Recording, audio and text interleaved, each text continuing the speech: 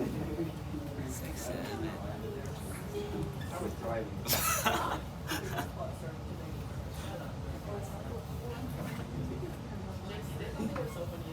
Okay, we're going to talk about reform movements of the early 1800s. The first one is called the temperance movement. The temperance movement. This is the idea of banning alcohol, making alcohol illegal. Now, many people saw drinking as a social disorder. And by 1834, there are over 5,000 state and local temperance societies throughout the country. Now, this movement starts in the early 1800s and continues into the 1920s.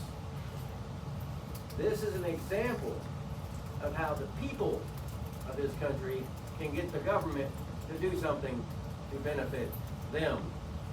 Because by the 19 teens, this movement will get the government to pass an amendment to the Constitution that makes alcohol illegal. And that time period was called Prohibition. Now, when we get to the 1920s, we'll talk about it. But the government figures out that making alcohol illegal was a bad idea. And of course, today it's not illegal. So, but the temperance movement is, they're going to get alcohol banned in this country by the 19-teens and 1920s. Then we have the women's movement. Now, a lot of people think the women's movement doesn't start until the 1900s. No, it starts way back in the 1800s. In July of 1848, at Seneca Falls, New York, they're going to have something called the Seneca Falls Convention. This is where men and women will go to this meeting and they're going to discuss, they're going to debate, they're going to vote on changes that they want the government to make laws about. They want to give women more rights, because in the 1800s, women do not have rights. Some of the things they wanted the government to make laws on to give women more rights was owning property. Women couldn't own property. Equality in divorce. They wanted women to have access to education. And they also wanted women to have the right to vote. Now, the voting idea was looked down upon at this meeting as too radical. It was too radical. Anyone want to guess when the federal government finally allows women the right to vote? 1960. 45. 1981. Oh, 1945. 1920. I was gonna 1920. On my life, I was gonna say that. Anyone want to guess the first state 1967. to allow women the right to vote? New York. No. California. See, I love it. People say Texas. California. Massachusetts. No one ever guesses. Hang on, what does it start with? I'm not telling you Ohio. that. Rhode Connecticut. Chicago's a city, bro. Ain't nobody ever heard of that. So let me explain. Wyoming does this in 1869. Okay, Wyoming, in this time period, I think it was 6 men to 1 woman. Today it's like 4 men to 1 woman. There's more men in the state of Wyoming than there are women. In 1869, they decided to allow women the right to vote to try to get more women to move there. That's why they do it. Yeah. They were plotting. Yeah. Yeah. Anything to get a girl. Anything. Ratified the original U.S. Constitution in 1790. Only white males with property could vote for federal office. Decades later, at the Seneca Falls Convention in 1848, women gathered to begin a campaign for the right to vote that would last over 70 years. When the 15th Amendment that granted African Americans the right to vote after the Civil War did not include women, Susan B. Anthony and Elizabeth Cady Stanton responded by starting the National Woman Suffrage Association. The states could still go their own way and grant rights. In 1869, the Wyoming Territory granted suffrage to women in the hope they could attract more, where they were outnumbered by men 6 to 1. Susan B. Anthony was a tireless advocate and was arrested in 1872 for trying to vote. Despite her efforts, it would be another 20 years before the next state, Colorado, would grant women the vote in 1893. Gradually, Western states began to open their ballot boxes to women, yet by 1912, not a single state east of the Mississippi had done so. A new generation of leadership emerged. Forced to resign from Susan B. Anthony's organization because of her militant tactics, Alice Paul formed the National Woman's Party, which engaged in marches and hunger strikes. As the movement continued to gain momentum in the West, New York became the first state in the East to grant full suffrage in 1917. It was an era of many changes and the First Great World War. Both women's organizations persevered, and more states granted rights. On January 10, 1918, the House approved the 19th Amendment. The right of citizens of the United States to vote shall not be denied or abridged by the United States or any other state on account of sex. While the Senate considered its approval, still more states granted rights. Finally, after a year and a half, the Senate passed the amendment on June 19, 1919. A year later, its ratification by the states made the women's right to vote. So, it's 1920 when women get the right to vote.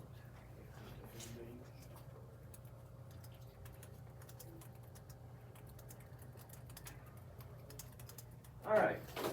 The next movement, reform movement, is called the American Colonization Society. Now, this one was founded in 1816. The American Colonization Society wanted a gradual abolition of slavery. The idea of abolitionism is to get rid of. And this group is going to create a colony in West Africa that will be settled by runaway slaves and free men. That country today is Liberia.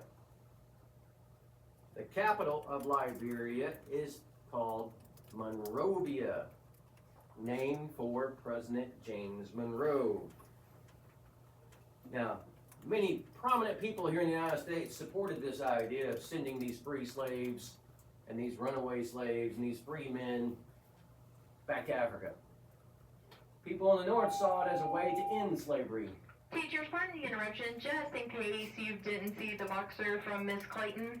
If you have a conference now or fourth period, please make sure you go take your picture at this time on your conference. If you aren't taking one today, then will you please let Miss Clayton know, that way she does not send coverage. Thank you. People in the North saw this as a way to end slavery. People in the South saw it as a way to get rid of the free black population that lived in the South. Thousands of freed men and runaway slaves will go to Liberia before 1860. But many more people saw this idea as kind of stupid. Let's think about this. Let's say you were a free person in the United States. You were born here. Your parents were born here. Your grandparents were born here. Your great-grandparents were born here. Your great-great-grandparents were born here. You know nothing about Africa. And we're going to send these people off to a country, a continent that they know nothing about. So, they will send thousands, but not as many as they hoped. Now, it's interesting, this country in Liberia is the only country in the world that can trace their ancestors back to the United States. Only country in the world. Everybody here in the United States traces our ancestors from some other country. Liberia is the only one that traces their ancestors back to this country. I had a guy in a class at Tarrant County College like 15 years ago. He was from Liberia. Anyone want to guess? Anybody want to guess his name? I still remember it to this day. James Johnson. He's Liberia, Africa. Yeah. All the people in Liberia have English names and trace their ancestors back here. So, his real name was James Johnson.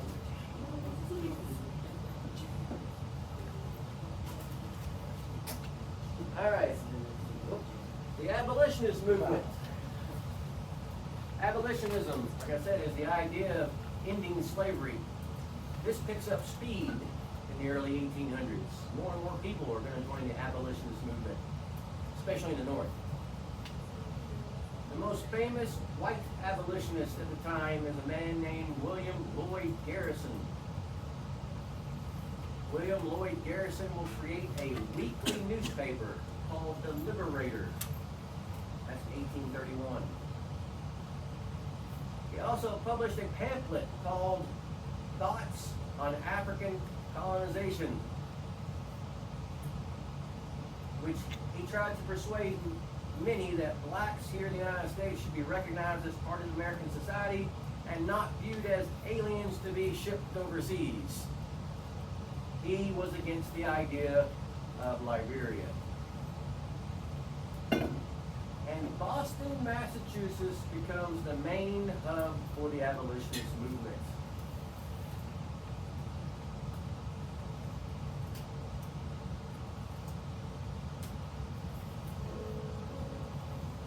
In Boston in 1831, claiming that which is not just is not law, William Lloyd Garrison began publishing a militant anti-slavery newspaper, The Liberator.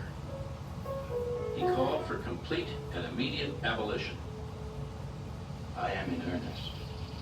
I will not equivocate. I will not excuse. I will not retreat a single inch. And I will be heard. He was heard, and his message was clear. Slavery was sin, and those who maintained it, criminals.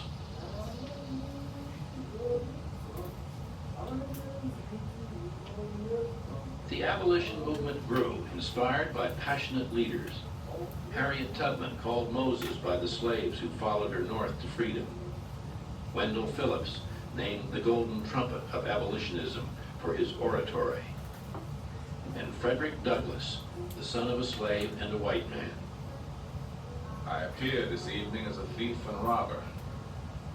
I stole this head, these limbs, this body from my master, ran off with them. Douglass was so eloquent that skeptics charged he could never have been a slave. In part to prove them wrong, he wrote an autobiography, purchased his freedom with $600 obtained from English admirers, and returned to the struggle. The abolitionists would raise the Negroes to a social and political equality with the whites. And that being effected, we would soon see the present condition of the two races reversed. They and their northern allies would be the masters, and we the slaves. John C. Calhoun. More and more Southerners worried about the growing political as well as economic power of the North. Northerners were increasingly hostile to slavery.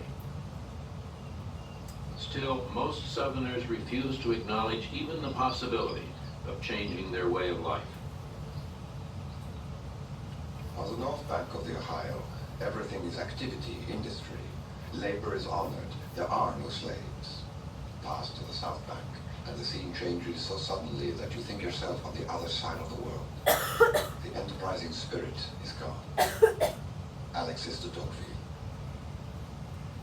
We are separated because of incompatibility of temper. We are divorced north from south because we hated each other so. Mary Chestnut.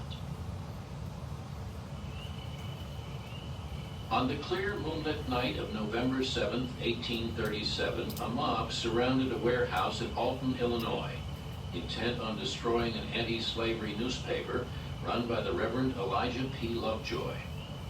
When one of the mob moved to set the building on fire, Lovejoy, armed with a pistol, came out to stop him. The slavery men shot him dead and dumped his printing press into the Mississippi. The news stunned the nation. A white man had been killed over black slavery. Protest meetings were held throughout the North.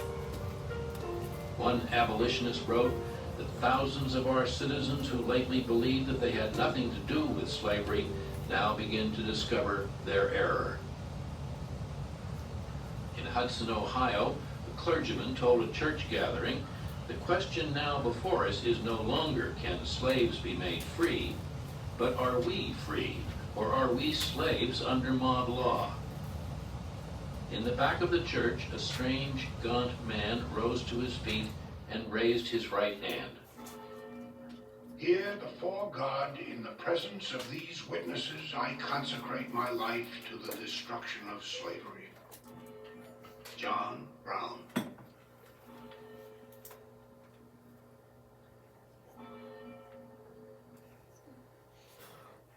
All right. Frederick Douglass, the most famous African-American abolitionist. He taught himself to read and write. He was the son of a slave owner. His mother was a slave, so he was born into slavery. He was able to get himself out of slavery. He will go on and meet with President Lincoln, and he will be key to getting African-American men to fight in the upcoming Civil War.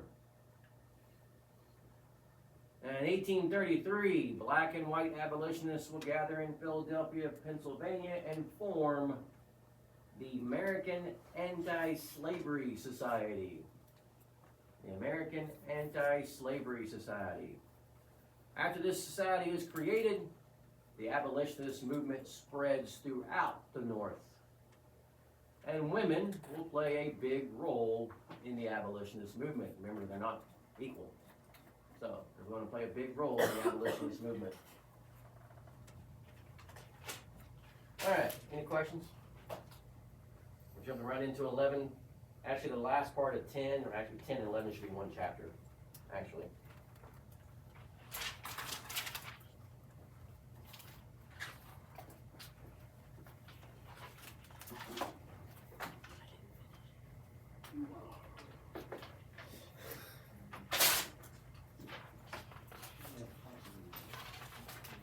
One chapter.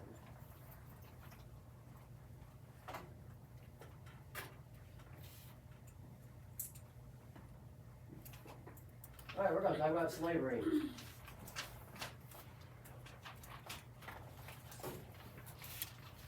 All right, and I said this, I'm pretty sure I said this like on the day 1 or day 2 of class. Slavery is the #1 topic in American history, from the construction of the country all the way until 1865. So in the 1800s, cotton replaces sugar as the world's major cash crop produced by slave labor. 3/4 or 75% of the world's cotton supply came from the southern states of this country. 75% of the world's cotton supply came from here. In this area that we all live in, this place used to be full of cotton fields. The world's textile companies depended on cotton. And of course, they depended on that slave labor for that cotton.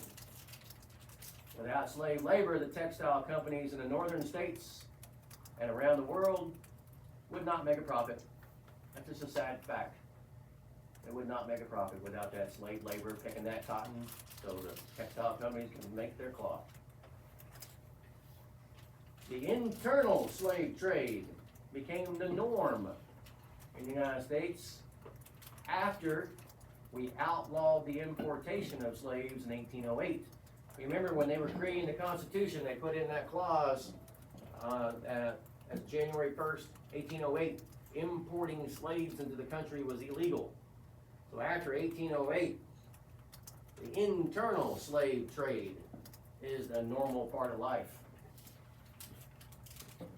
Between 1820 and 1860, they estimate that 2 million slaves were sold in the United States, moving from the East Coast, moving to the West, and into the southern states. Slavery in the North is slowly disappearing. You have to understand, even when they created the colonies, we had slaves in the North, but the numbers were small compared to the South. As time goes by, the numbers in the north dwindle compared to the south. And the reason we know that all these states in 1860 had slaves is the census records. Every 10 years, the United States does a census. In 1860, there are slaves pretty much in every single state, even in the north. But the numbers are smaller in the north compared to the south. As settlers are moving west across this continent, as we get more land gained for various different reasons, they want to take their slaves. This is going to cause problems. Slavery in the South is a normal part of Southern society. You will see slaves sold at public auction.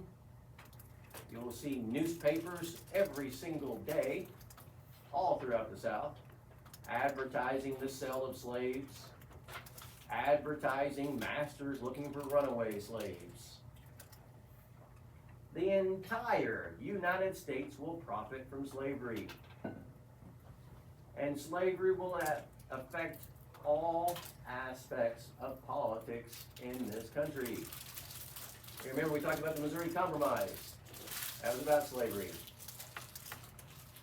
Westward expansion is causing issues with slavery. Even the Constitution, counting slaves as 3/5 of a person.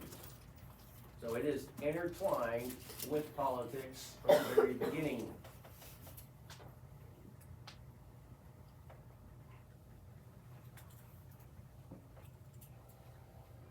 My great-great-grandfather, Haysbert, was probably one of more than 1 million people sold south in the internal slave trade. He was born in North Carolina. But his grandson, my grandfather, William Haysbert, was born in Louisiana.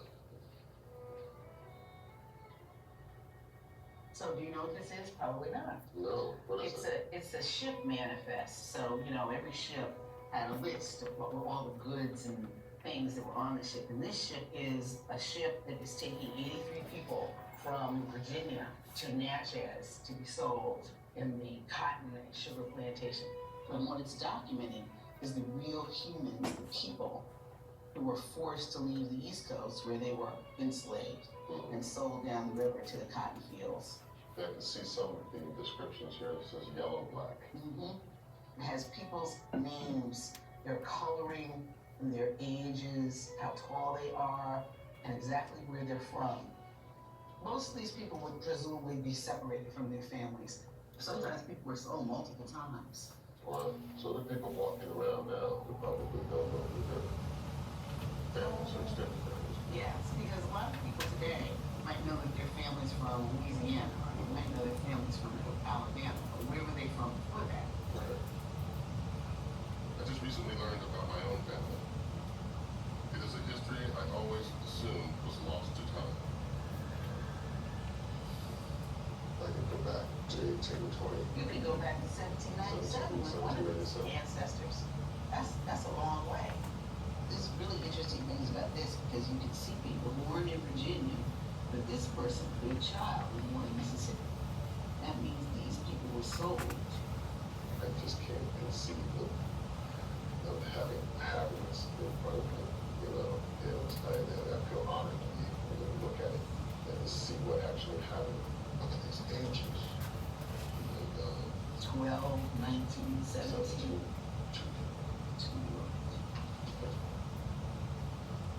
God, just the stories.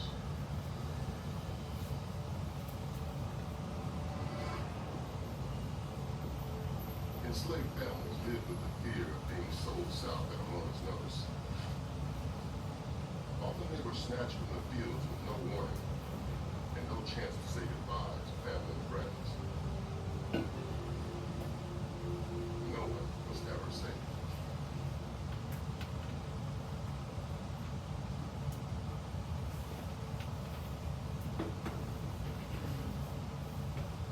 Alright, let's talk about the difference between slavery in the North and slavery in the South. Oh, real quick, this is a map. Each green dot represents 200 slaves. If you look real carefully, you can see some in Missouri, Delaware, and Maryland. You don't think Maryland being in the South. So, I don't know why they're not showing Ohio, but there's some in Ohio, Indiana, Illinois. The majority, vast majority in the South. All right, in the North, slavery exists, but it is slowly disappearing, and it's in very small numbers compared to the South. In 1860, they estimate there are 400,000 slaves in the northern states.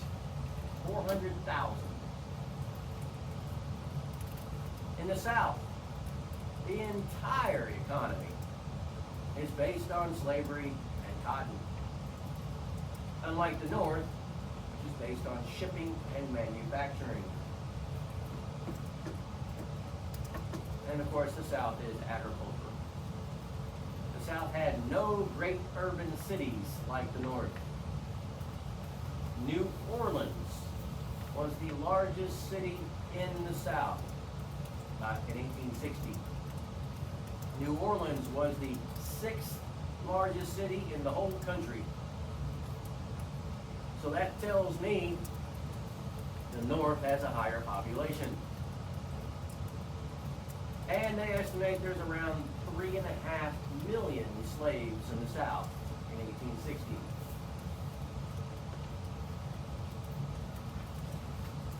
Now, I'm going to show you a video. You're going to hear a derogatory term. You've all heard it before, so just got to warn you.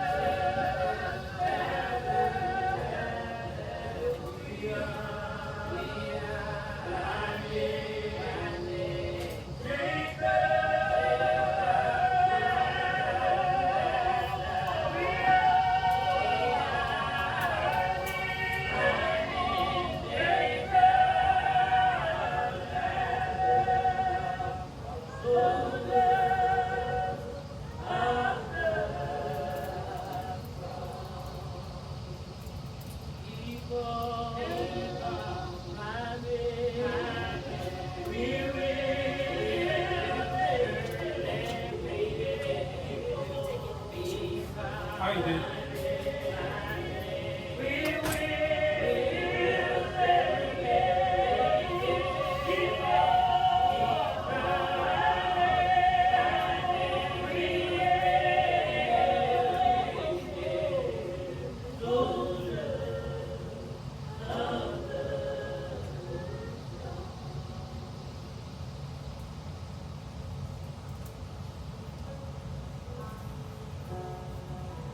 No day ever dawns for the slave, a freed black man wrote, nor is it looked for. For the slave it is all night forever.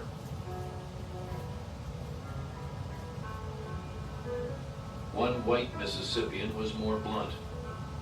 I'd rather be dead, he said, than be a nigger on one of these big plantations.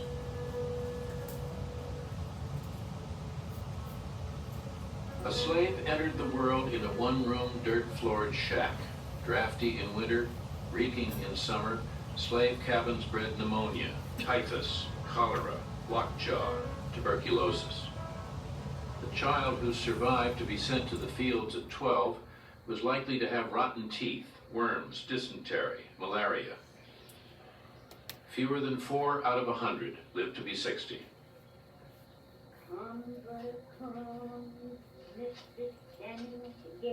Work began at sunrise and continued as long as there was light, 14 hours sometimes, unless there was a full moon, when it went on still longer.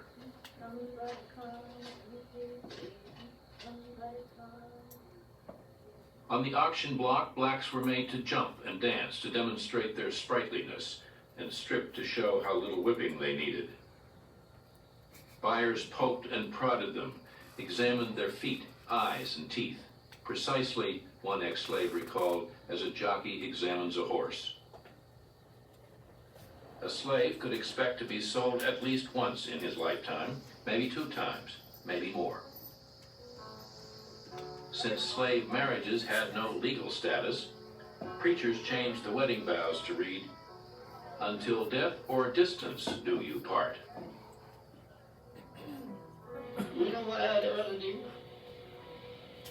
If I thought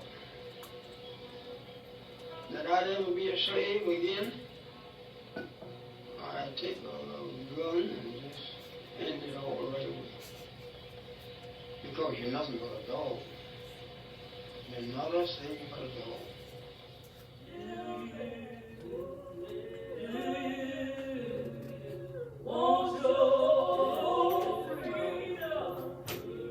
Some slaves refused to work. Some ran away.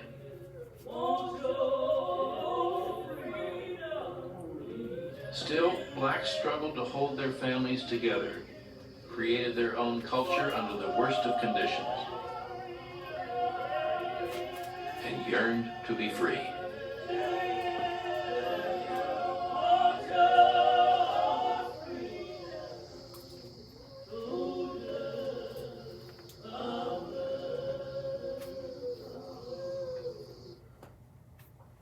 All right.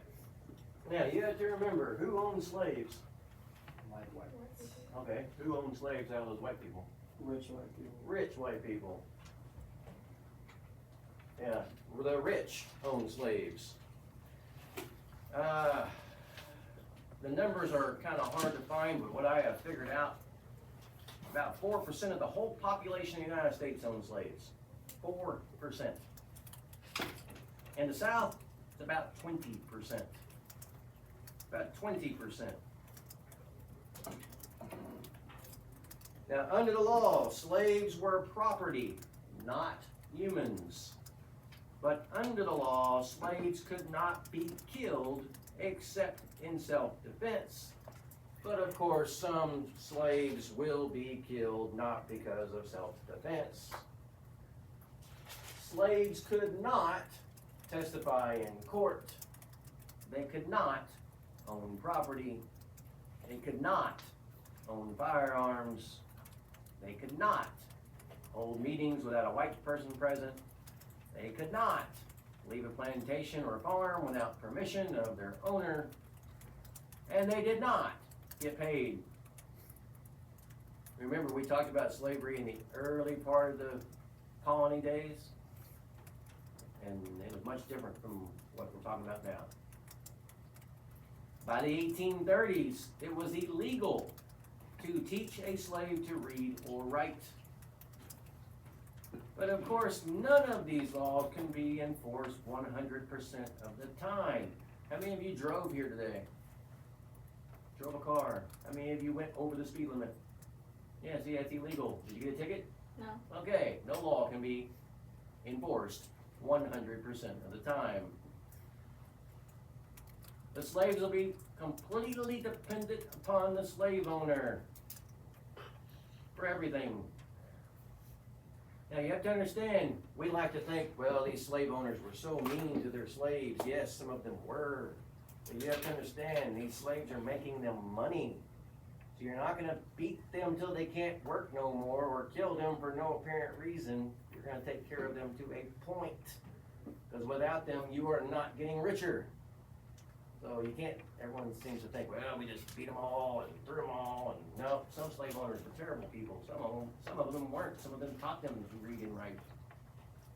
So it's a mixed bag here. Just like your society is today, a mixed bag. Some people are terrible people. Some people are good people. Some people break the law every day. Some people don't. It's the same exact thing in the 1800s dealing with slavery as it is with everything else today. That's how it works. So, also slave owners, let's see. Yeah, they need them, like I said. Now, there is a free black population. Most people don't realize it. These are people that are not slaves. In 1860, they estimated that there were around 500,000 free blacks living in the United States, with half of that number living in the South, where slavery is most prominent. So you're looking at about 250,000 free black population living in the South where slavery is the most prominent. Now in the South, this free black population mostly lived around Charleston, South Carolina, Savannah, Georgia, and New Orleans. Now, just because they're free doesn't make them equal, not at all. Free blacks could not vote. They could not own firearms. They could not own dogs. They could not own liquor. They could not defend themselves against a white person. They could not testify in court or serve on juries. And free blacks had to carry at all times a document certifying that they were a free person, or risk being put into slavery or being put back into slavery. Anyone ever seen the movie 12 Years a Slave? It's based on a true story. This man was a free man, and he would be captured and sold into slavery. That happened. It's not the only account of that ever happening. So it's kind of like today, you have to have an ID. You have to have a driver's license or a state-issued ID. Ever since 2001, they created that law. So they have to have a document proving they are free.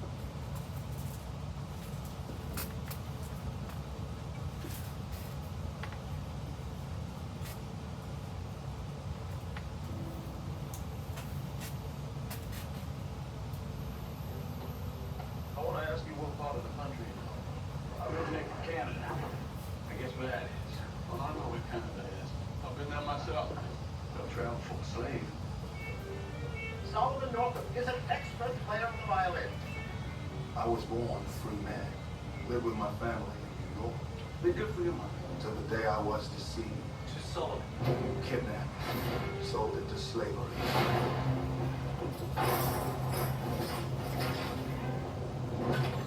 Well, boy, how you feel now? My name is Solomon Northup. I'm a free man. And you have no right whatsoever to detain me. You're no free man. You're nothing but a Georgian runaway. Went down to the river Jordan. That servant, The old way is Lord. shall be beaten with many stripes. That's scripture. The condition of your laborers, it's all wrong. And my property. You say that with pride. I say this back. Straight! Man does how he pleases with his property. You come here. I said come here! Days ago, I was with my family in my home. Now you tell me all this off. If you want to survive, do and say as little as possible. My soul on the rising. But I don't want to survive. For the yield. I want to live. I thought you know something. I did as instructed. There's something wrong. It's wrong with the instruction. Master brought you here to work. Any more will earn you 100 lashes. I know what it's like to be the object of Master's lash. That time again, it is picture day. Yeah. Okay, we're gonna do the sophomores with last name in. Oh, it's a disgrace. I will get myself out of here. Don't feel this opportunity. Now's the time to go on down to the cafeteria and get your picture.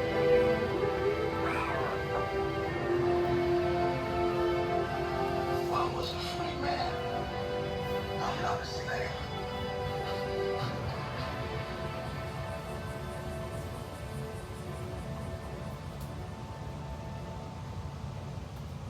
And that's it. Excellent movie to watch. All right. Now, slaves are going to work all kinds of positions. They generally work from sunup to sundown. 75% of women slaves and 90% of men slaves worked in the fields. If they were on a small farm, the owner usually worked side by side with the slave.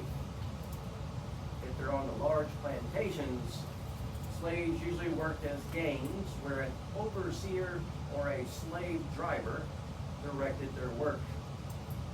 And the slave owner would sit on his porch and drink his lemonade. He don't have to work. he's just gonna make profit from that labor. They're on a plantation. In South Carolina and Georgia, slaves had what they called a task labor system, where slaves worked at their own pace to finish a task. And of course, discipliners. Slaves will be disciplined in various ways. The most common will be whipping, also branding with a branding iron, and also the threat of sale. Why is the threat of sale a discipline? Yeah, separating families. That's why it's a discipline.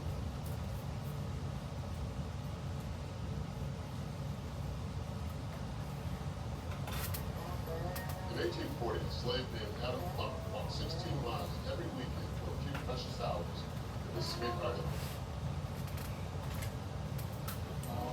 This is called This Diary of Adam Plummer's. And the fact that he actually wrote this down leaves us at least something in his voice, even though we don't hear his voice, but we can imagine it. This is truly an account of people just being enslaved. That's right. But if we didn't have this record, we'd have no idea what families went through. This is one of the only known diaries written by an enslaved person.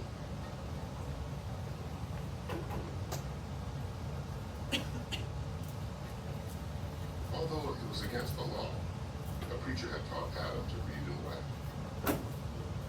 Slave codes in the states denied slaves the right or the privilege to learn how to read or write, because it means you have a command of a world larger than yourself and larger than your community. This is Adam, the diarist, and he went to great lengths to keep his family together, even though his wife resided on a separate plantation until after the end of the Civil War. You know, this is fascinating to me because I never heard of two people being on separate plantations being able to see each other. Absolutely. They must have gotten together sometime because they had 12 children. You know, It's a love real story. established families. And it's a love story. It is a love story. It is a true love story. The complexity of slave experience is very rarely known. You either have happy slaves who are, you know, give their all for the master, or you have the, you know, rebels who are plotting rebellion and killing everybody in sight. When in reality, people wanted what everybody wanted. They wanted a level of security, they wanted family togetherness, and they really wanted freedom. They wanted to be persons in their own right. And there's a note, married May 30th, 1841, to Emily Saunders Plummer. And they were indeed married, not just jump in the broom married, but married with a marriage license issued by the District of Columbia, and they wanted to have that marriage certificate because that would indicate in some circles that they perhaps were free, because they had planned to run away to New York to freedom. And the idea is, you know, having a license that anybody that saw that license would say, oh, this must be free people. Okay. But one of Emily's aunts heard about the plan and reported them. Infuriated by the escape attempt, Emily's owners eventually put her and her 4 children on the auction block. So, Mr. Reagan for $560. They ended up in Mount Hebron, Maryland, 30 miles away from Adam. There are times when you wonder how Adam held his feelings in place. It must have been devastating to know that you had no control over where your family was going to be. And Adam just wrote the whole story that he recorded. This almost breaks my heart. I've written notes to her and letters to see or hear from her, but I hear no reply. Like the Plumbers, black families across the South were scattered to the winds.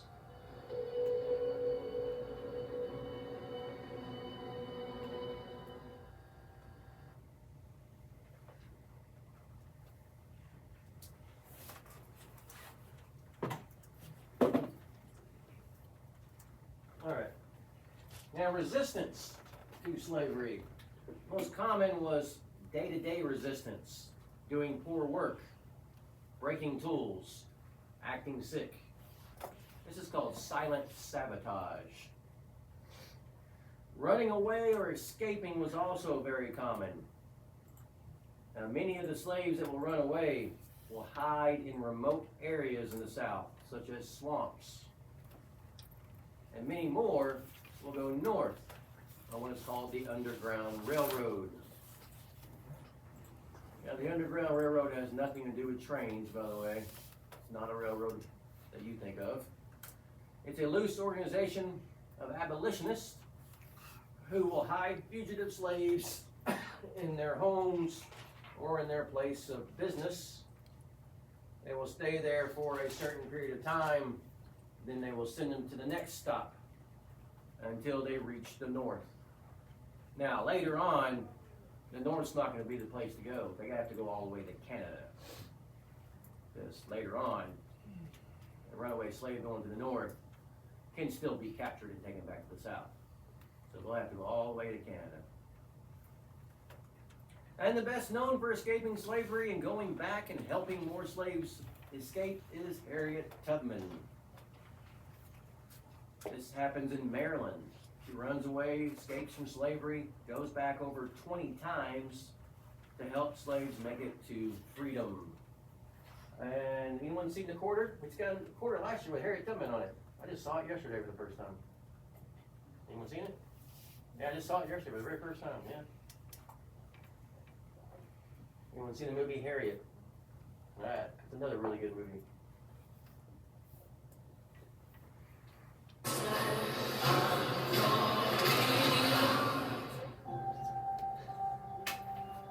There's not much time. You got to be miles away from here, Bulldog. Where is she? Follow that north star. If there are no stars, just follow the river. Listen for me. Fear is your enemy. Whoa, easy now. I'm wishing to die. I don't know if you know how extraordinary this is, but you have made it 100 miles to freedom all by yourself. Would you like to pick a new name to mark your freedom? Harriet Tubman. You are welcome here anytime. If I'm free, my family should be too. I made up my mind, I'm going back. You're confident, composed. When trouble comes, you'll be ready. Papers. Says here you're 5.5 feet tall. You weigh more than 5 feet. Must have won my high boots that day. Why you back here? It ain't safe. I come to get you. Bring all of you to freedom. Do you know what would happen if you got caught? You got lucky, Harriet. I made it this far on my own, so don't you tell me what I can't do.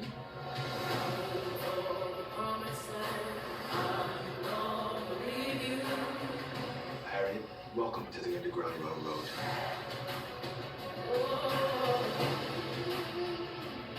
Everybody, everywhere is looking for you. God don't mean people to own people.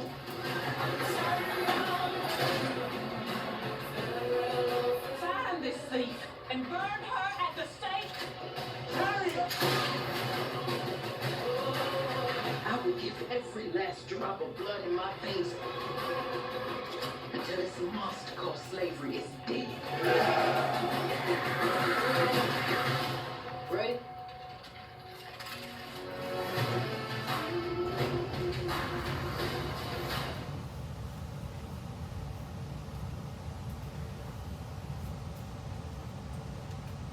All right. Now, slave revolts. There's several slave revolts that happen. There's probably many slave revolts that we don't even know about. But one such slave revolt happened in 1831. It's called Nat Turner's Rebellion.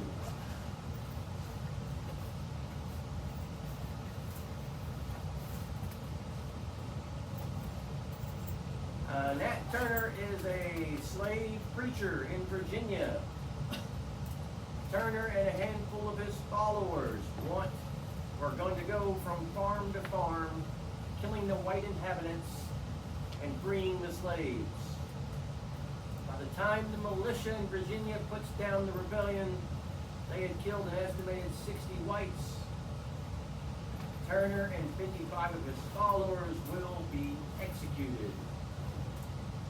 This was the last large-scale slave rebellion until the Civil War. Now, there is an aftermath of this. White slave owners are going to panic in the area. They fear that their slaves are going to revolt. So in Virginia, slave owners will begin punishing their slaves for no reason except fear. And scores of slaves will be killed for no reason but fear. Virginia lawmakers will debate if they should end slavery within their state after this. Also, they debated if they should ban all blacks from the state of Virginia altogether. But instead of doing this, they just make more laws that will tighten the institution of slavery within their borders. They will create a law that says no longer enslaved be preachers. And they will create a law that says you cannot teach a slave to read or write.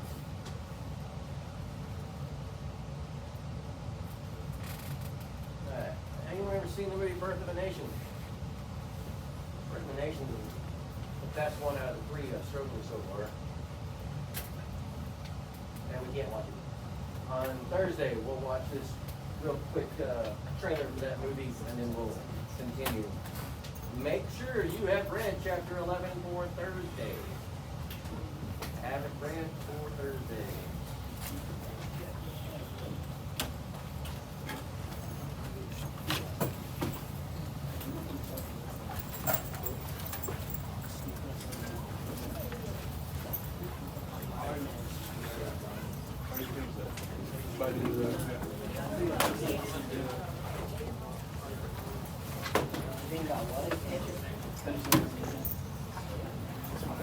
Whatever, 3? Whatever, that's like a day, right?